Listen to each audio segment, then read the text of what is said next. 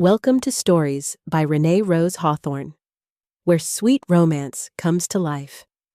In each episode, I'll be using AI narration to give life to clean, wholesome romances that span from contemporary small towns to magical fantasy realms. Whether you're folding laundry, taking a walk, or simply relaxing with your eyes closed, I hope these stories transport you to worlds where love blossoms in the most enchanting ways. So settle in, get comfortable, and allow yourself to be swept away by stories that warm the heart. Grain and rise. Summer dawn filtered through dust motes that danced like scattered gold, casting honeyed shadows across raw wooden beams and bare concrete floors. Maya traced her fingertips along the window frame of her new workshop space, feeling the imperfections in the weathered wood. Gouges and scars that spoke in whispered tongues of decades past, of hands that had worked and shaped and created before hers would claim this sun-drenched sanctuary. The converted warehouse breathed with morning heat, already gathering in exposed brick and iron supports that reached toward vaulted ceilings like cathedral arches. She inhaled deeply, tasting sawdust dreams and summer possibility on her tongue, stirring something in her creative depths. This space would witness transformation, both of timber beneath her tools and something within herself, though she couldn't name it in the liquid amber light. Her carving tools lay arranged on a salvaged workbench, each instrument gleaming with anticipation. The curves of her chisels caught the early glow like small suns, while her grandmother's worn mallet rested beside them, a treasure inheritance. Maya's fingers found the handle's familiar depression, smooth from generations of grip, and felt the weight of ancestral knowledge settling across her shoulders like summer silk. The wood spoke to her, always had since childhood mornings spent beside her grandmother on a porch that smelled of honeysuckle and promise. Each piece of timber carried its own voice. Oak's deep resonance of strength and endurance, pine's bright soprano of youth and possibility, cedar's throaty whisper of secrets held close to heartwood. The grain lines were sheet music she'd learned to read before understanding melody itself. Each whirl and curve a note in compositions that would emerge only under patient hands. This morning, a piece of cherry wood called to her from across the workshop. Rich burgundy heart bleeding into pale sapwood, the grain flowing like captured water. She approached it reverently, palms hovering just above the surface to feel its energy. The wood hummed with potential, eager to release the sculpture sleeping within. "Not yet," she murmured, a promise rather than dismissal. Soon. The sound of muffled singing drifted through the floor, warm, masculine, punctuated by the gentle percussion of metal against stone surfaces.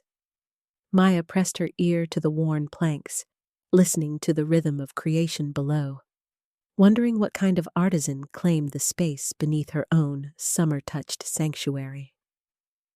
Curiosity proved stronger than solitary communion with wood and light.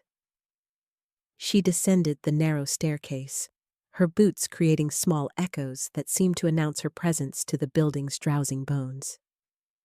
The corridor exhaled vanilla and rising dough, butter and something indefinably golden that made her stomach whisper quiet complaints about the forgotten breakfast still wrapped in foil on her kitchen counter. The bakery's door stood ajar, spilling warmth and the symphony of song and working rhythms into the hallway.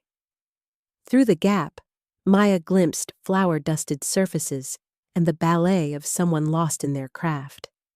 Broad shoulders moving with practiced grace, dark hair catching the amber glow of pendant lights as he worked with the focused intensity she recognized in her own relationship with grain and blade.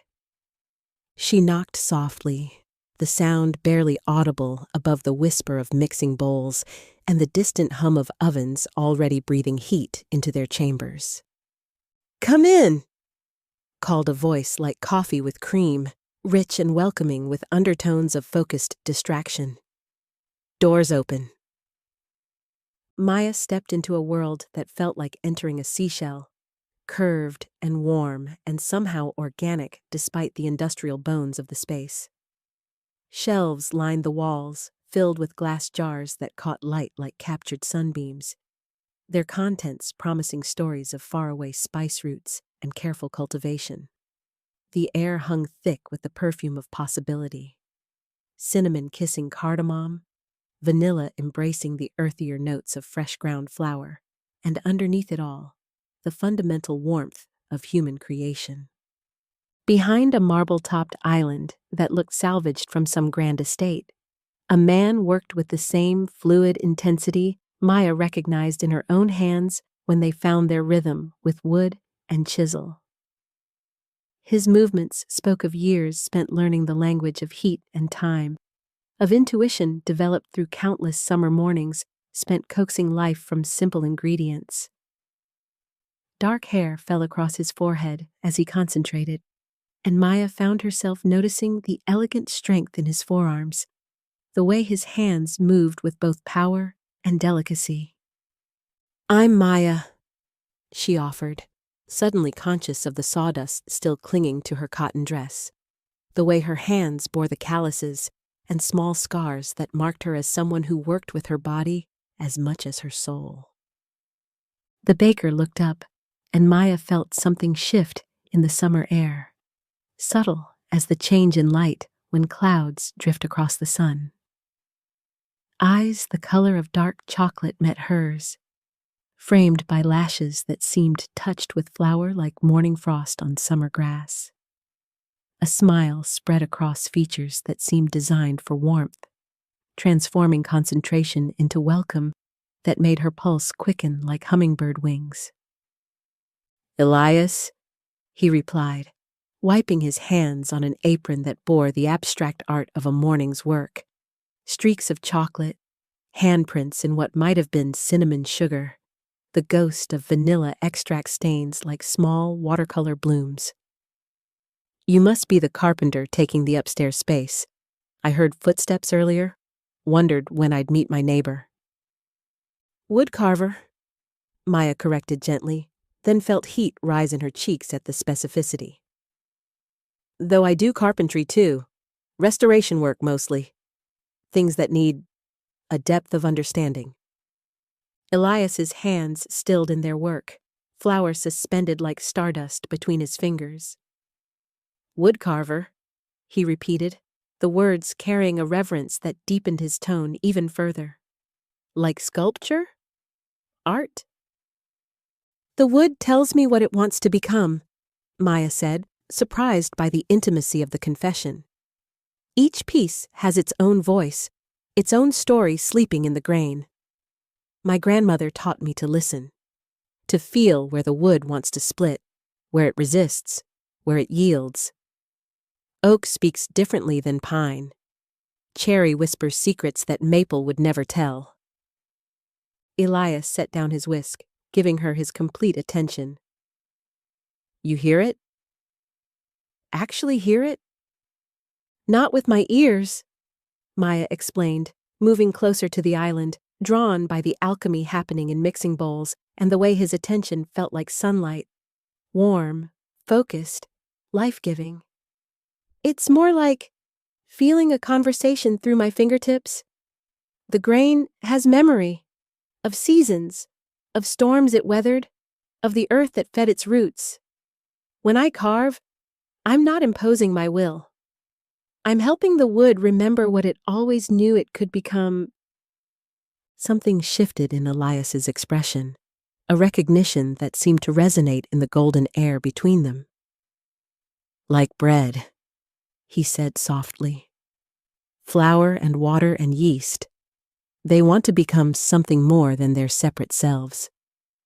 My job is to listen to what they need, to feel when the dough is ready, when it wants more kneading or needs to rest.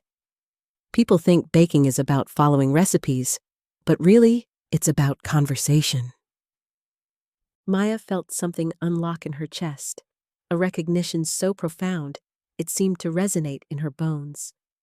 She studied his face, noted the way passion transformed his features, made him seem to glow from within like embers given breath. "Show me," Maya said impulsively. "Your work, I mean.